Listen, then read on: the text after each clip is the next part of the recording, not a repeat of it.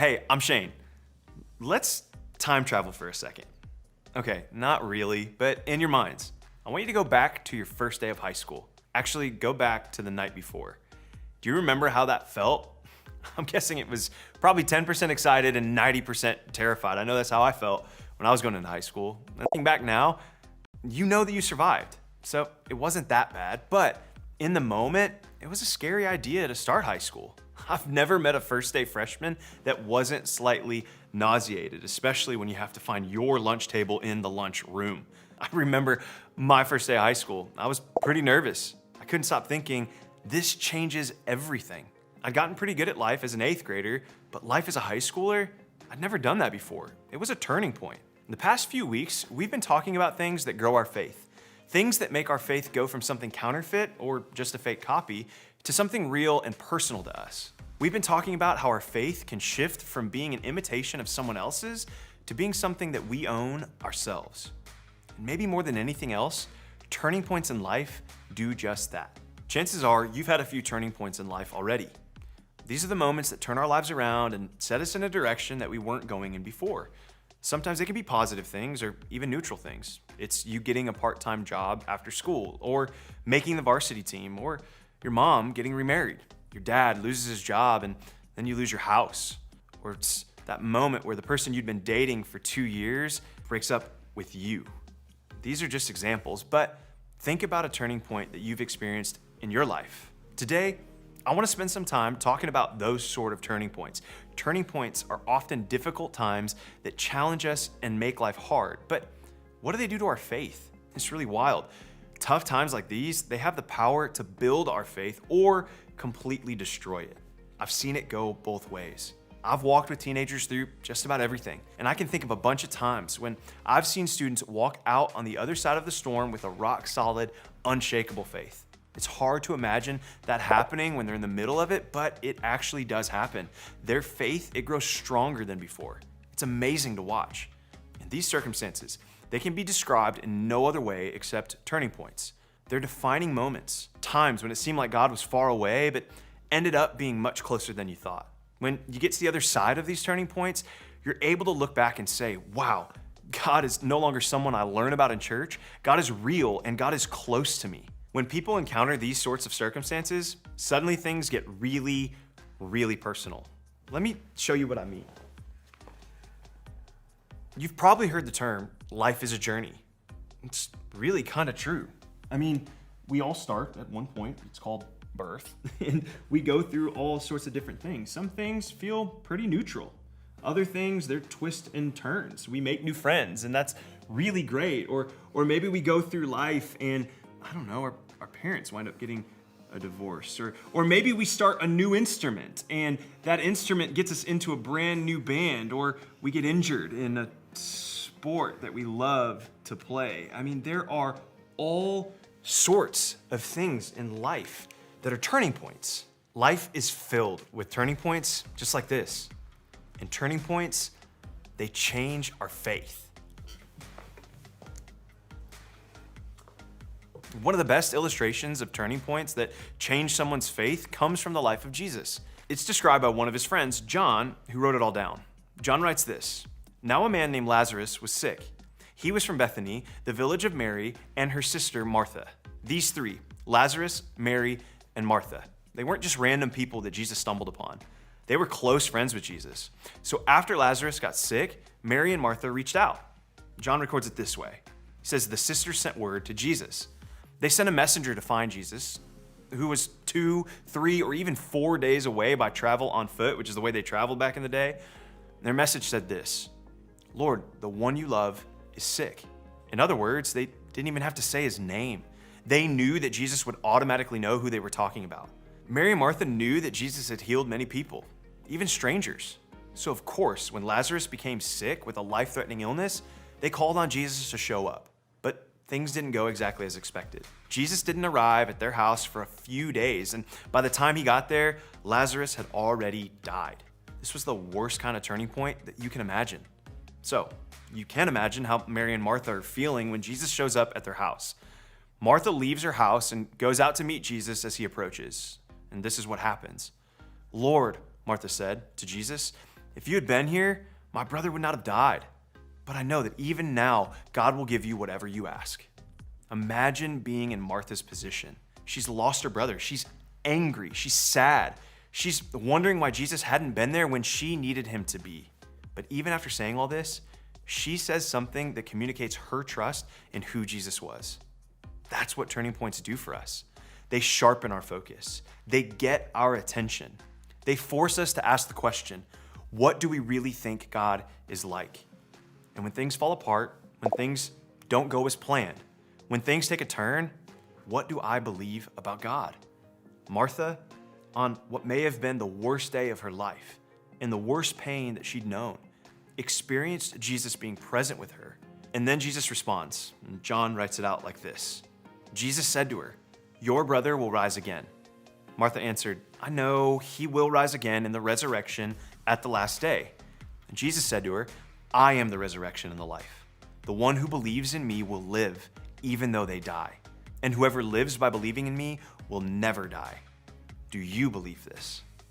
And then Martha responds, "Yes, Lord," she replied. "I believe that you are the Messiah, the Son of God who is to come into the world." Martha believed. She trusted in Jesus, even though her brother died. Jesus didn't show up on time to save her brother, but her trust in Jesus was still very real. John tells us after this, Jesus wept. Then the Jews said, "See how he loved him?" In that moment, Jesus felt exactly what we feel when we mourn and our hopes are shattered. Jesus gets our pain. John telling us that Jesus wept it's not just a fun detail. It's a sign that we're never alone in our hurt. As bad as things get, Jesus is in it with us. He experiences it alongside us. When a turning point gets our attention, we will always find Jesus in the middle of it with us. At the hardest part of the story, when hope seems lost, he's there. And then Jesus does something crazy. He asked Mary and Martha if they'd have their servants remove the stone covering Lazarus' grave. But at this point, Lazarus has been dead in the tomb for 3 or 4 days. Like, things are starting to stink, honestly. Like, it can't be pretty in there. So this was a strange request. But they did as Jesus asked and took away the stone. Then Jesus looked up and said, "Father, I thank you that you've heard me. I knew that you always hear me, but I said this for the benefit of the people standing here, that they may believe that you sent me." When he had said this, Jesus called in a loud voice, "Lazarus, come out." The dead man came out, his hands and feet wrapped with strips of linen and a cloth around his face. Jesus said to them, "Take off the grave clothes and let him go." Jesus raised Lazarus from the dead. The story ends this way. Therefore, many of the Jews who had come to visit Mary and had seen what Jesus did believed in him.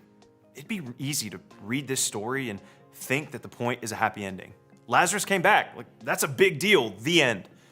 And it would be tempting to think that maybe that's what Jesus will do in all of our turning points in life. Maybe that's what makes a real faith, when Jesus shows up and makes the impossible possible. But we've all had moments where we waited and we prayed and we hoped and we begged for God to do something, and he didn't. So what then? What does that mean for our faith? That's when we remember what Jesus did before he raised Lazarus from the dead. He wept. He was with Mary and with Martha in their pain, alongside them, before the miracle, before the resurrection, before anyone had an idea of a happy ending. He was there on their worst day. And he was there when the worst day became the best day and Lazarus was raised from the dead. The same is true for us. No matter what kind of turning point that we're facing, Jesus is with us. If things get better or if things get worse, Jesus, he's there. And when we realize that, that is what grows our faith. Not that we always get the thing that we want, but when we realize that no matter what happens, Jesus is with us. That makes for a real faith, not a counterfeit one. Our pain doesn't have to be the end of the story. It can be a part of the story, but not the point. It can get our attention, but it doesn't have to destroy our faith. It can even move us closer to God. In fact, that's exactly what this story also shows us. It's possible for our faith to grow, for God to seem more real than he ever has to us, for us to see God more clearly in our painful turning point.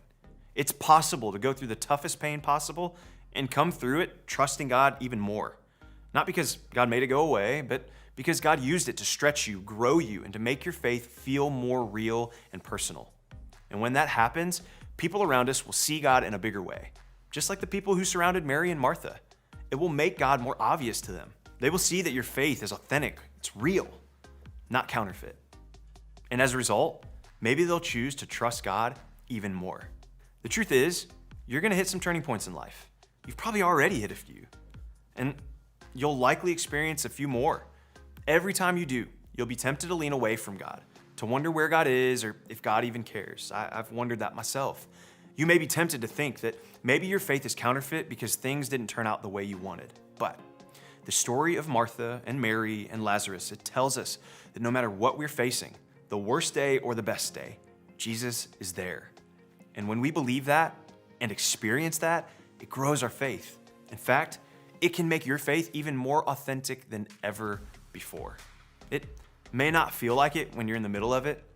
It may feel like the opposite, actually. But a turning point, it doesn't last forever. And it's possible that when you come out on the other side, you have a greater faith than you ever could have imagined. Even more, your story of getting through to the other side, it could be used to grow a real faith in someone else. Your story of how Jesus was with you, even when it was difficult, even when it felt like the opposite, could be the thing that inspires someone else. Just imagine that. So, when you're facing a turning point, ask yourself these questions. Where is God in this? Maybe it feels like he's nowhere because things are difficult and not getting any better. Try looking closer. Maybe God is in the friend who texted you out of the blue to see how you were doing. Maybe God is in that encouragement from your coach or group leader. Maybe God is in a world outside your front door that you slowed down and noticed on a walk. Look for God because God is there. Another question to ask is this: how can this tough situation help my faith grow? Remember, this turning point isn't forever. And when it's done, it's possible that you can look back and see how your faith became more real. Maybe not yet, maybe not right away, but eventually, even the hardest things can become things that cause growth. Because God can use turning points to grow our faith. The truth is, nobody signs up for tough times. I want you to know that. Even on days faith doesn't feel real, if you stay close and choose to hold on, you will find that God stays close too. God can use your tough times, as painful as they are, to make your faith more real so that the next time you face a difficult situation, you're even stronger, even more sure, and even more confident that God is real and that he can be trusted.